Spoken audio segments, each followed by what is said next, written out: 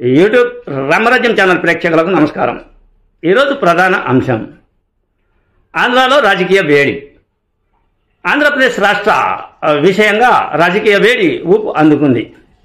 ముఖ్యంగా తెలుగుదేశం పార్టీ అయితేనేమి, ఆ తర్వాత వైకాపా పార్టీ అయితేనేమి, ఆ తర్వాత కూటమి పార్టీ అయినటువంటి భారతీయ జనతా పార్టీ అయితేనేమి, పవన్ కళ్యాణ్ పార్టీ అయితేనేమి, ఈ పార్టీల విధానం చూస్తే ఆంధ్రప్రదేశ్ రాజకీయంలో చాకచక్యంగా ఎవరి రాజకీయ పావులు వాళ్ళు కదుపుతూ ఉన్నట్లు ఉంది.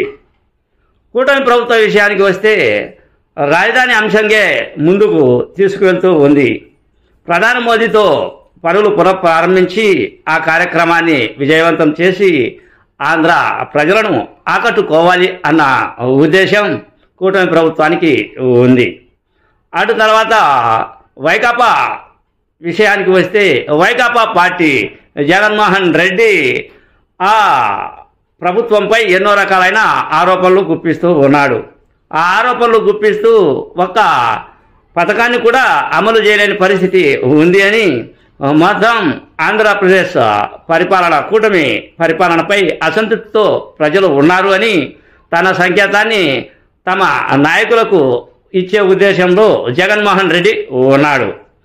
అటు తర్వాత ఇంకొక విషయం ఏమిటి అంటే కాంగ్రెస్ పార్టీ తరఫున ముఖ్యంగా షర్మిల తన వంతు బాధ్యతను వహించి ఆమె కూడా పోరాట పటిమను చేస్తూ ఉంది.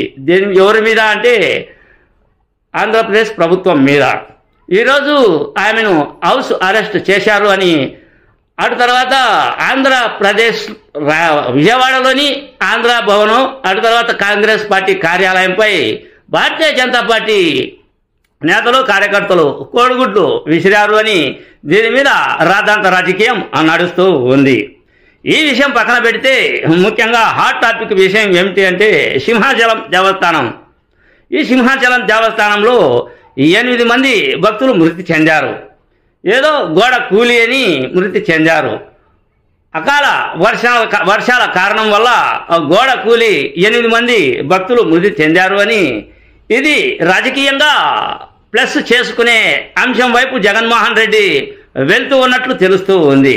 అందులో భాగంగా జగన్మోహన్ రెడ్డి కూడా ఎవరైతే మృత్యువాత పడ్డారో వారి వద్దకు వెళ్ళి ఆయన పరామర్శించే పనిలో పడ్డాడు.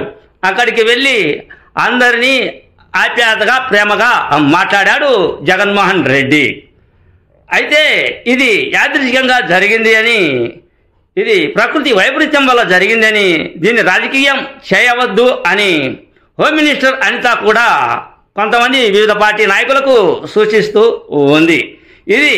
ఈ విధమైనటువంటి పరిస్థితి ఆంధ్ర రాజకీయం వాడివేడి రాజకీయం జరుగుతూ ఉంది అన్నదే నా ఈ చిన్న వీడియో.